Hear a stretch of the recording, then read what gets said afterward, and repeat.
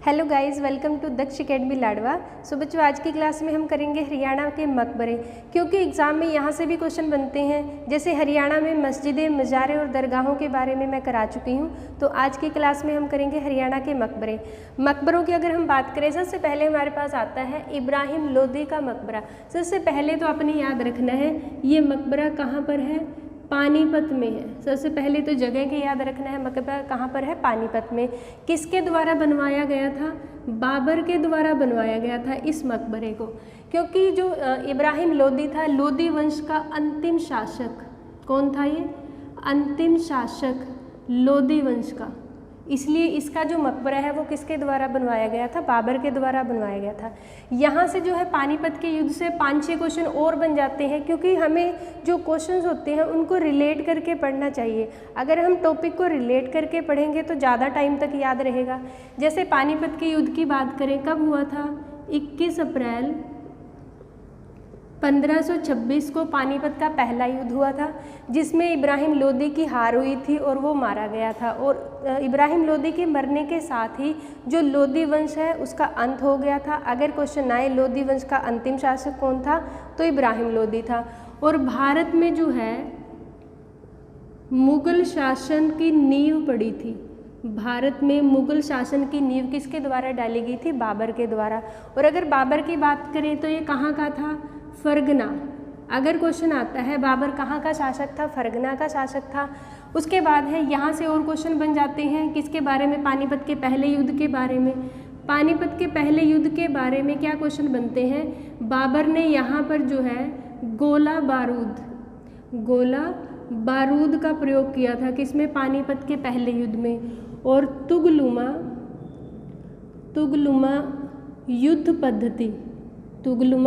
युद्ध पद्धति का प्रयोग किया था बाबर ने पानीपत के पहले युद्ध में। क्योंकि बाबर के पास जो है वो 30,000 सैनिक थे और इब्राहिम लोदी के पास लगभग 1.5 लाख सैनिक थे, लेकिन फिर भी जो है बाबर की जीत हुई थी। क्या कारण था, एक प्लानिंग से बाबर ने युद्ध की तैयारी की थी। उसके बाद है पानीपत के पहले युद्ध के बाद बाबर ने कौन सी उपाधि, अगर उपाधि की बात करें कौन सी उपाधि ली थी, तो कलंदर की उपाधि ली थी। किसने, बाबर ने। काफ़ी इंपॉर्टेंट क्वेश्चन ये रहेंगे।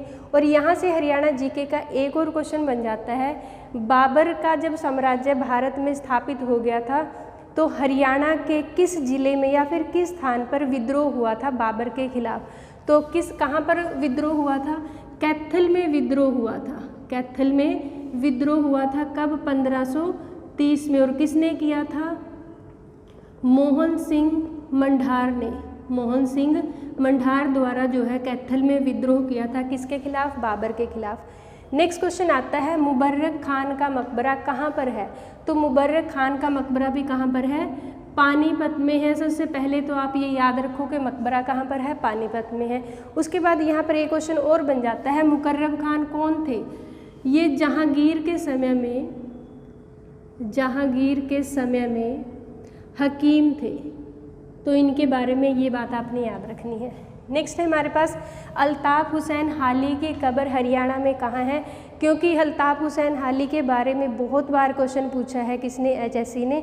तो आपने यहाँ पे 5-6 क्वेश्चन अच्छे से याद रखने हैं। सबसे पहले तो कब्र कहाँ पर, पानीपत में, और पानीपत में ही इनकी डेथ हुई थी। जन्म की बात करें तो कब हुआ था, 1837 में जन्म हुआ था, और जो मृत्यु हुई थी 1914 में मृत्यु हुई थी अल्ताफ़ हुसैन हाली साहब की, कहाँ पर, पानीपत में।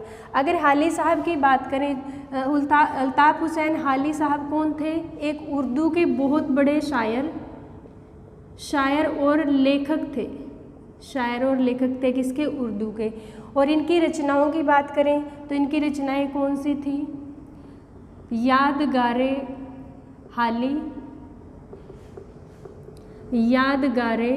गालिब, और बहुत सारी इनकी रचनाएं हैं। जैसे यादगारे गालिब की अगर हम बात करते हैं, क्योंकि हाली साहब, अगर क्वेश्चन आता है किसके शिष्य थे, मिर्ज़ा गालिब के शिष्य थे। मिर्ज़ा गालिब की जो रचनाएं थी उनको एक बुक की फॉर्म किसने दी थी, अल्ताफ़ हुसैन हाली साहब ने दी थी, और किसमें, यादगारे गालिब के नाम से। अगर इनकी बात करते हैं कि हरियाणा सरकार के द्वारा हाली साहब के नाम से कौन से पुरस्कार दिए जाते हैं, या फिर उर्दू में कौन से पुरस्कार दिए जाते हैं, तो हाली पुरस्कार जो है वो किसके द्वारा दिए जाते हैं? हरियाणा सरकार द्वारा। और हरियाणा सरकार का कौन सा डिपार्टमेंट देता है? हरियाणा उर्दू एकेडमी।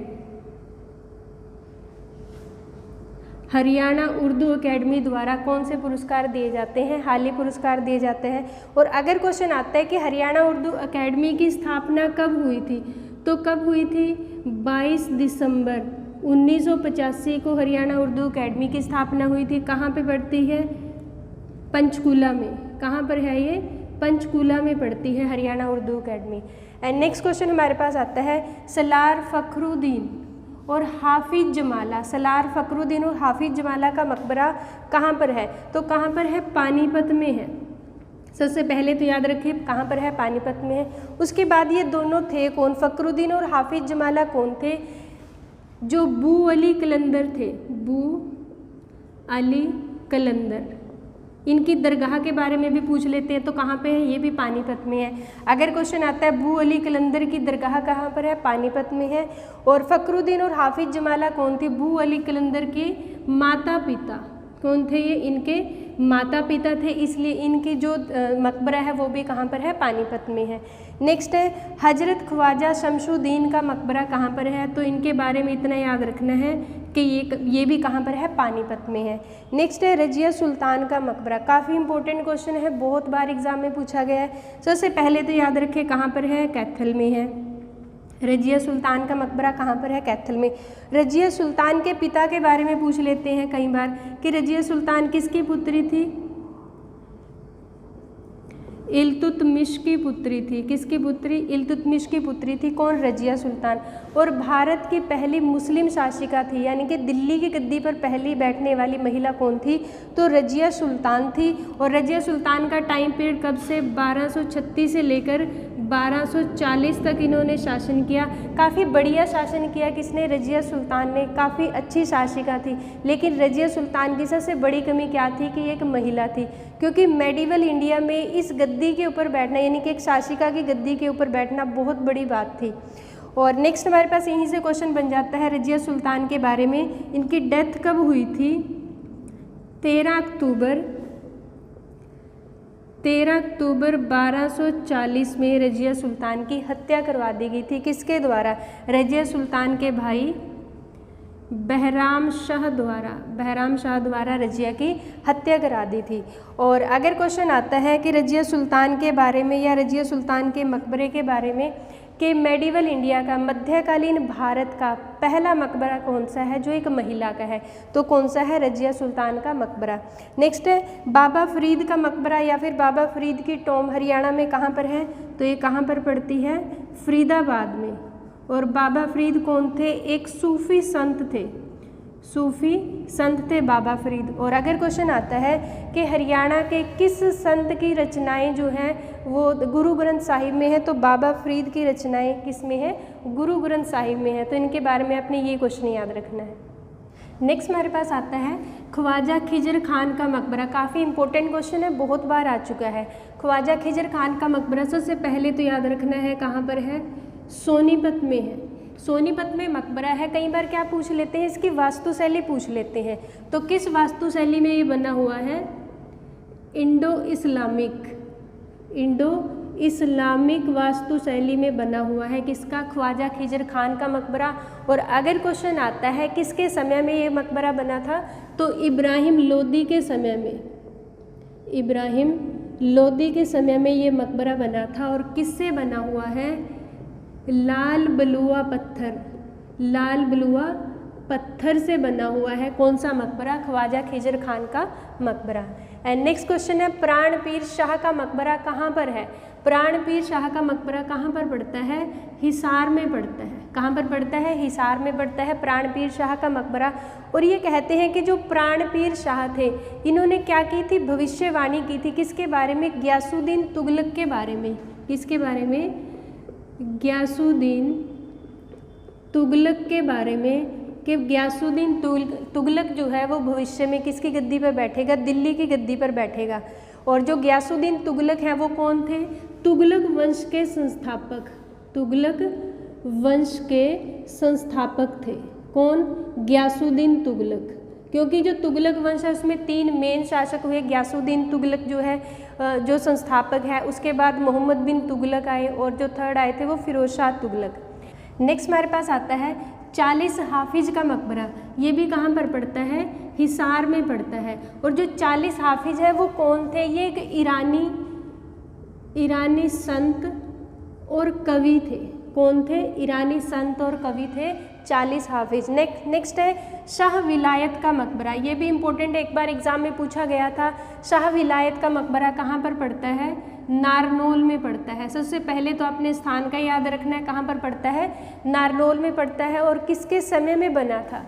ये बना था फिरोज शाह तुगलक के समय में। किसके समय में? फिरोज शाह तुगलक के समय में बना था। कौन सा मकबरा? शाह विलायत का मकबरा। एंड नेक्स्ट हमारे पास क्वेश्चन आता है इब्राहिम खान का मकबरा। इब्राहिम खान का मकबरा कहाँ पर है? नारनौल में है। काफ़ी इम्पोर्टेंट मकबरा है ये भी, नारनौल में पड़ता है। किसका मकबरा? इब्राहिम खान का मकबरा। और इब्राहिम खान का मकबरा किसके द्वारा बनवाया गया था? शेरशाह सूरी द्वारा। किसके द्वारा? शेरशाह सूरी द्वारा। और जो इब्राहिम खान थे ये कौन थे? शेरशाह सूरी के दादा थे। तो अपने दादा के याद में शेरशाह सूरी ने कौन सा मकबरा बनवाया था? इब्राहिम खान का मकबरा। कहाँ पर पड़ता है? नारनौल में पड़ता है।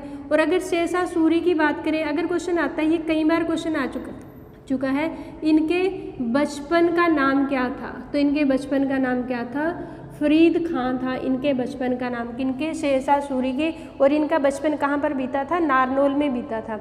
और अगर शेरशाह सूरी के बारे में 3-4 क्वेश्चन की और बात करें जो नेशनल जीके से भी जुड़े हुए हैं, शेरशाह सूरी जो हैं पहले अफगान शासक थे। पहले अफगान शासक थे। या फिर क्वेश्चन आता है कि भारत में पहले अफगान शासक कौन थे, या फिर अफगान राज्य की नींव सबसे पहले किसने रखी थी? तो किसने रखी थी? पहले तो कौन थे? शेरशाह सूरी थे। और दूसरे कौन थे? बहलोल लोदी थे। तो ये दोनों कौन थे? अफगानी शासक थे। अफगानी शासक भारत में रहे जिन्होंने अफगान राज्य की स्थापना की थी। एंड नेक्स्ट है शेरशाह सूरी के बारे में एक क्वेश्चन और आता है कि शेरशाह सूरी ने रुपये का सिक्का चलाया था। रुपये का सिक्का किसने चलाया था? शेरशाह सूरी ने चलाया था। और इन्होंने क्या कुछ काम किए थे? पाटलिपुत्र का नाम पटना किसने किया था? शेरशाह सूरी ने किया था। और हुमायूं को भारत से निष्कासित करने का काम भी किसने किया था? शेरशाह सूरी ने किया था। किस युद्ध में? चौसा का युद्ध। चौसा का युद्ध कब हुआ था? 1539 में हुआ था। उसके बाद कन्नौज का युद्ध। कन्नौज का युद्ध कब हुआ था? 1540 में हुआ था।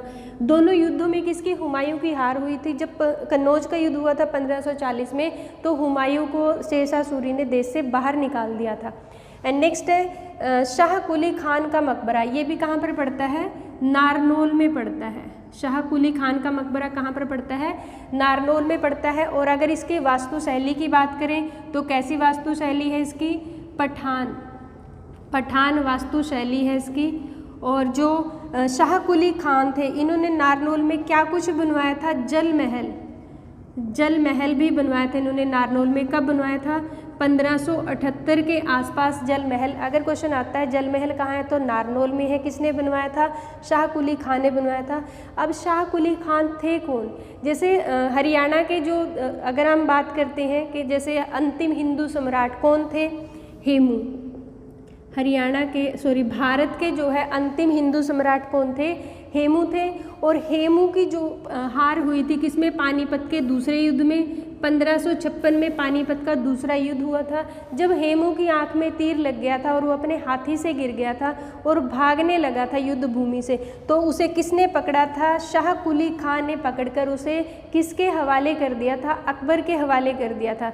इसलिए अकबर ने खुश होकर जो शाह कुली खान है उसे कहाँ की जागीर दे दी थी? नारनौल की जागीर दे दी थी। तो ये थे शाह कुली खान। नेक्स्ट है शेख चिल्ली का मकबरा। बहुत इंपॉर्टेंट क्वेश्चन है, बहुत बार रिपीट होता है और हर बार इसके बारे में कुछ नया क्वेश्चन आ जाता है। सबसे पहले तो हमें याद रखना है ये कहाँ पर है? कुरुक्षेत्र में है। कुरुक्षेत्र में पड़ता है किसका मकबरा? शेख चिल्ली का मकबरा। अब शेख चिल्ली कौन थे? शाहजहां के पुत्र थे। कौन? दारा शिकोह जो है किसके पुत्र थे? शाहजहां के पुत्र थे। उस दारा शिकोह के धार्मिक गुरु थे शेख चिल्ली। और दुर्भाग्यवश जाते हुए कुरुक्षेत्र में इनकी मृत्यु हो गई थी, इसलिए इनका मकबरा कहाँ पर बना है? कुरुक्षेत्र में बना है। और किसके द्वारा बनवाया गया था? दारा शिकोह द्वारा। किसके टाइम में बना था? शाहजहां के टाइम में बना था। और दारा शिकोह के बारे में एक बात और आपने याद रखनी है, इसने उपनिषदों का फारसी में अनुवाद किया था। अगर क्वेश्चन आता है उपनिषदों का फारसी में अनुवाद किसने किया था?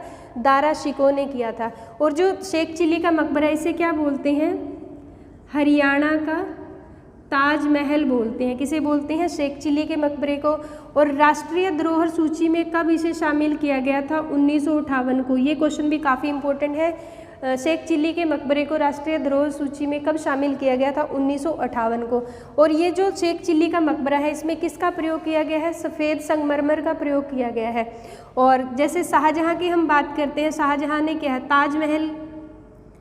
ताजमहल बनवाया था। किसकी याद में? अपनी पत्नी मुमताज महल की याद में ताजमहल का निर्माण कराया था। और जो यहाँ से क्वेश्चन बन जाता है, ताजमहल के लिए जो पत्थर आया था वो कहाँ से आया था?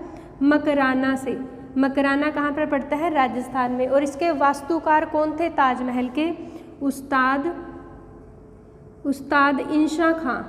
उस्ताद इंशा खां इसके वास्तुकार थे। किसके? ताजमहल के। और यहाँ पर क्वेश्चन एक और बन जाता है, जैसे ये काफ़ी इंपॉर्टेंट क्वेश्चन है किसका? नेशनल जीके का। भारत में बनी सबसे पहली बिल्डिंग या सबसे पहला मकबरा कौन सा है जो सफ़ेद संगमरमर से बना है? काफ़ी बच्चे क्या सोचते हैं, ताजमहल जो है भारत में बनी पहली बिल्डिंग है किसकी? सफ़ेद संगमरमर की। लेकिन यहाँ पर ये क्वेश्चन गलत हो जाता है। तो पहली बिल्डिंग या फिर पहला मकबरा कौन सा है?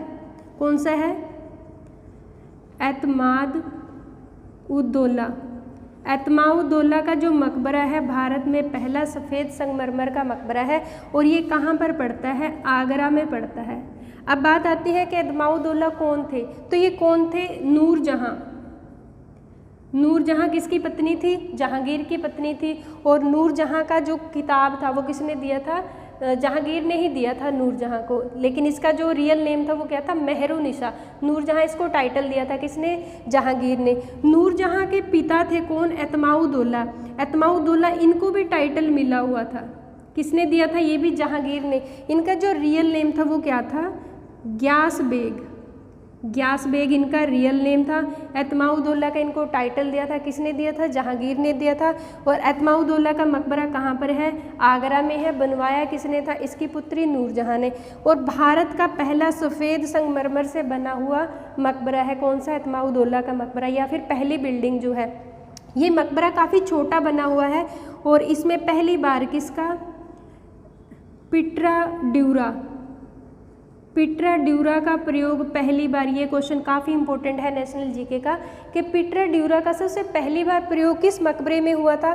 तो एतमाउद्दौला के मकबरे में हुआ था। अब पिट्रा ड्यूरा है क्या? इसमें क्या होता है? पत्थर के अंदर या पत्थर के साथ किसका? जवाहरात का प्रयोग किया जाता है, यानी कि इसमें जवाहरात लगाए जाते हैं, इसलिए इसे क्या बोलते हैं? पिट्रा ड्यूरा बोलते हैं। और ये मकबरा इतना छोटा है कि इसे क्या बोलते हैं? ज्वेलरी बॉक्स भी बोला जाता है, यानी कि श्रृंगारदान इसे बोलते हैं। अगर क्वेश्चन आता है कि श्रृंगारदान भारत के किस मकबरे को बोला जाता है? तो एतमाउद्दौला के मकबरे को बोला जाता है। हमारी आज की क्लास में जो हमने क्या किया? हरियाणा के मकबरे किए और काफ़ी कुछ एक्सप्लेनेशन के साथ हमने मकबरे के बारे में किया। आई होप आज की क्लास आपको अच्छी लगी होगी। आज की क्लास के लिए लाइक और शेयर करें, चैनल पे नए हैं तो सब्सक्राइब करें एंड थैंक यू।